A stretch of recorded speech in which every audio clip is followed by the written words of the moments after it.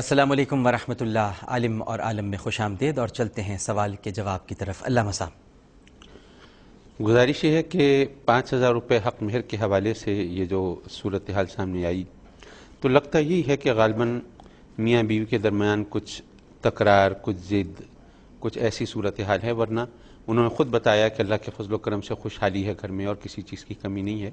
تو ایسے میں 5,000 روپے کی آج کل جو وقت اور حیثیت ہے اس پس منظر میں کچھ بھی نہیں ہے۔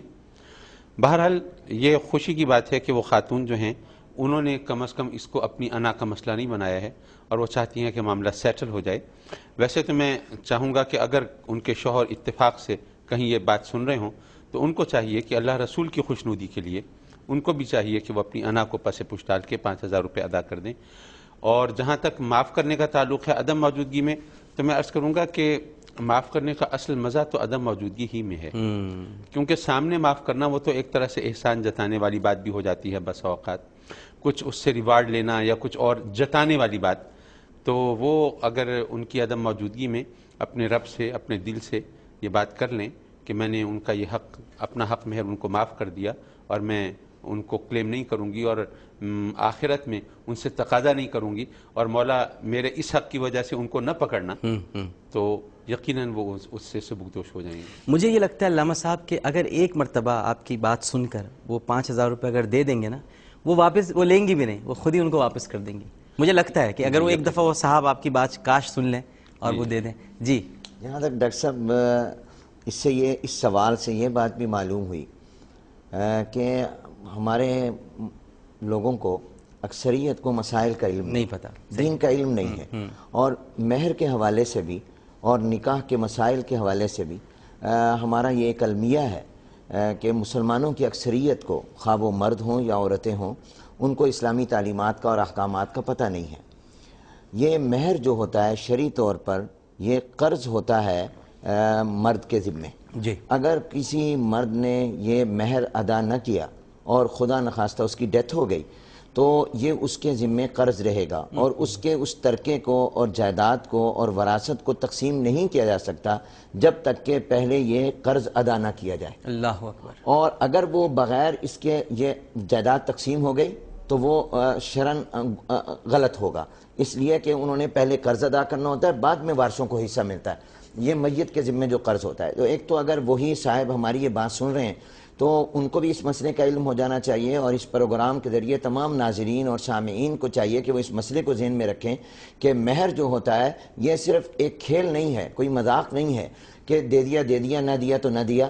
یہاں تو انہوں نے تقاضا کر لیا، کتنی عورتیں ہیں جو تقاضا نہیں کرتی؟ جو عورتیں تقاضا نہیں کرتی ان کے خامندوں کے ذمے بھی وہ مہر قرض رہتا ہے جب تک کہ وہ اپنی بیوی کو ادا نہ کر دیں یا ان کی بیوی ان کو معاف نہ کر دے۔ ایک تو اس مسئلے کا علم اس ضمن میں آیا، محترمہ نے پوچھا، اچھا ہوا اس مسئلے کا اظہار ہو گیا۔ دوسرے یہ بھی کہ مہر جب رکھا جائے تو اس وقت میں بہت سے لوگ دکھلاوے کے لیے اور اپنے آپ کو بڑا مالدار ظاہر کرنے کے لیے بڑا مہر باندھ دیتے ہیں۔ ہاں جی مہر کتنا ہو؟ کہا جی 50 لاکھ، 20 لاکھ، جبکہ نیت یہ ہوتی ہے کہ ہم نے دینا تو ہے نہیں، صرف یہ کہ یہاں فیملی میں اور لوگوں میں یہ ہو کہ یہ بڑا مالدار آدمی ہے۔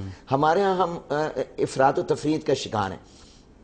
یا تو ہم یہ کرتے ہیں کہ مہر کہتے ہیں جی 400 روپے رکھ دو، 500 روپے رکھ دو، یا 32 روپے 32 روپے، آج کل حالانکہ 32 روپے مہر نہیں بنتا، تو یا 32 روپے، اور یا بعض لوگ کہتے ہیں جی یہ 50 لاکھ، 10 لاکھ، 2 لاکھ، 15 لاکھ، اور دینے کی نیت نہیں اور ہوتی۔ 32 روپے میں خطہ کلامی ہو رہی، یہی نبی کی سنت یاد آ جاتی ہے، ارے رسول نے 32 روپے رکھے تھے تو ہم بھی رکھیں گے۔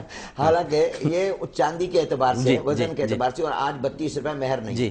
تو اس لحاظ سے اس مسئلے کو یاد رکھیں کہ جو بھی مہر مقرر ہو وہ مقرر کیا جائے جس کو ادا کر سکے اور جس کو ادا کرنے کا ارادہ ہو، اور جو مہر بھی مقرر ہو گیا وہ جب تک ادا نہیں کرے گا وہ خامند کے ذمے قرض ہوگا، حتیٰ کہ موت سے بھی وہ قرض ساقط نہیں ہوگا۔ اور جہاں تک اس بات کا تعلق ہے کہ عورت معاف کرنا چاہے، وہ خامند سامنے ہو یا نہ ہو، علامہ صاحب نے فرما دیا، مسئلہ یہی ہے کہ اس میں شرعاً کوئی رکاوٹ نہیں ہے، بلکہ بہتر ہے کہ اس کی عدم موجودگی میں اس کو معاف کر دے۔ بالکل ٹھیک ہے۔ سوال یہ ہے ناظرین آج کا کہ عمرے کا ٹکٹ، کہ قرآن کریم میں کتنے انبیاء کرام علیہم السلام کے نام آئے ہیں؟ قرآن کریم میں کتنے انبیاء کرام علیہم السلام کے نام آئے ہیں؟ Options: option number 1 26، option number 2 28، option number 3 30۔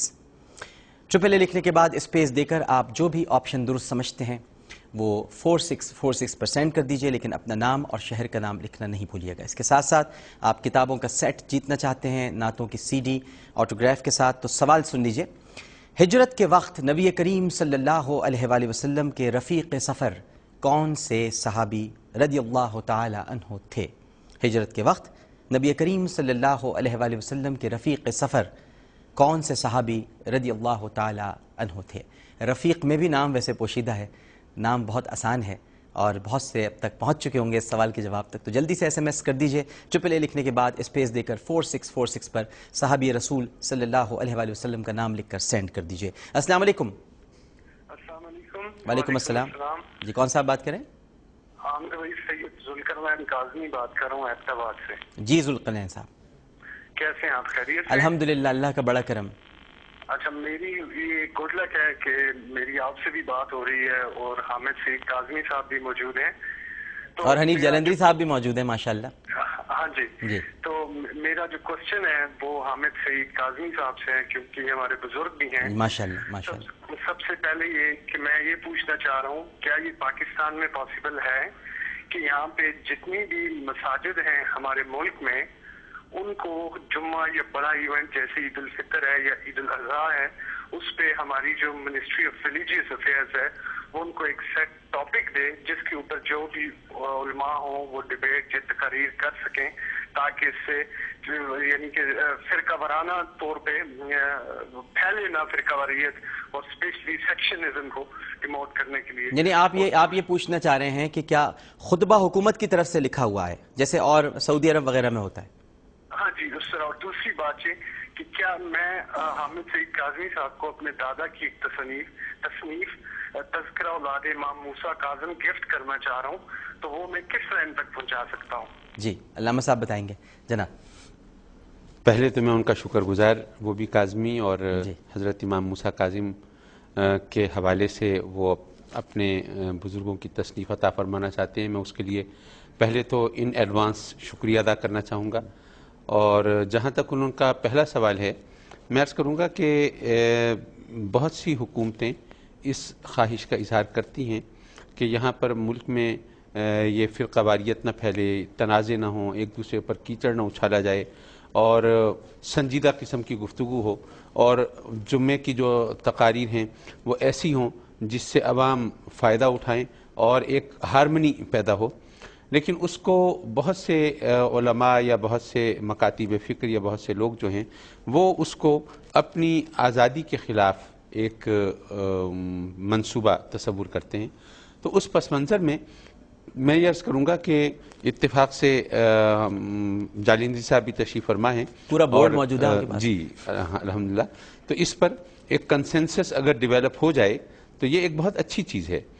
और जिस तरह से उन्होंने शुरू की थी बात, मैं उसको सपोर्ट करूँगा कि बजाय इसके कि एक लिखा हुआ खुतबा हो, अगर टॉपिक हो तो वो ज़्यादा बेहतर है।